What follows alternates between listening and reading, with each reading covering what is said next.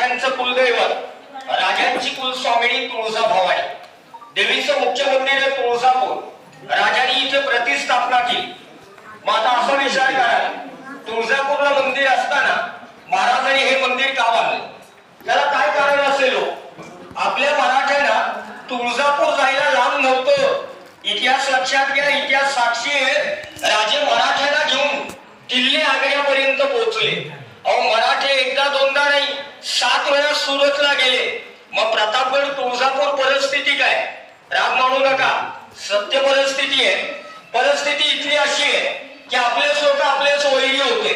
कसे झाले? मर्द मराठे यवनांचे भक्त आणि मराठ्यांच्या तलवारीला मराठ्यांचं रक्त. मग असं होऊ नये. राजाने विचार केला, जर इथे देवीची प्रतिष्ठापना केली सर्वसामान्य माणसाला वेळेवर दर्शन होईल. हा विचार करून महाराजांनी देवीची स्थापना केली. भवानी माता राजांना प्रसन्न होती.